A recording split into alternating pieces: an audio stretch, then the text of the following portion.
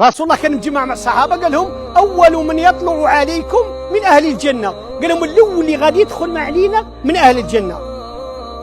أيوة دخل واحد، ثاني جات مناسبة أخرى قال أول من يدخل من أهل الجنة، ومناسبة ثالثة أول من يدخل من أهل الجنة نفس الرجل يدخل.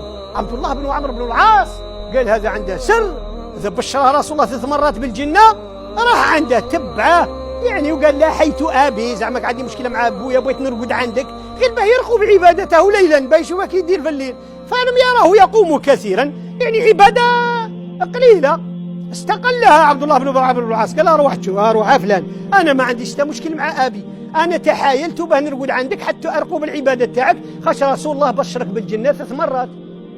قال له كي دايره عبادتك؟ قال له لي شتها، هذا اللي شتها انا ديما هذا. قال له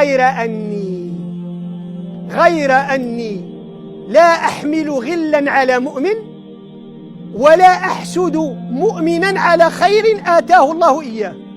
قال له هذا الذي لا نطيق، او بديرك واصل.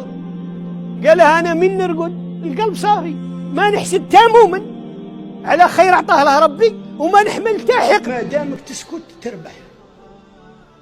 الكلمه قبل ما تقولها راك انت تحكم فيها، كي تقولها تولي هي تحكم فيك.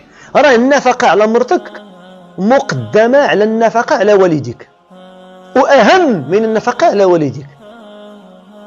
بعض الناس كيحط امه ومرته في الميزان، امك بوحدها مرتك بوحدها، ما تبقاش تقارن بيناتهم تقول لي انا امي يعني سابقه عليك، هذا غلط، هذا الهضره ما تيقولهاش الرجال. امك بوحدها ومرتك بوحدها، كل واحد عطيه حقه، لان والديك واجب عليك تنفق عليهم الا محتاجين، اما الا عندهم ماشي واجب عليك تنفق عليهم.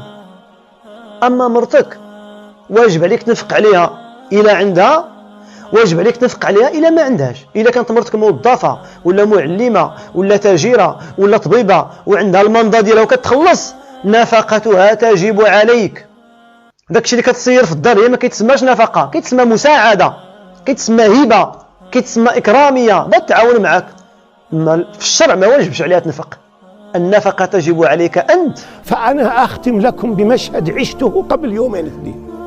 والله يا أحبابي أحدث لي صدمة، وأنا فاتح المصحف إني وقفت مشدوه وأنا أقرأ هذه الآية التي لا تساق لنا إلا في بيان الإعجاز العلمي. ولقد خلقنا الإنسان من سلالة من طين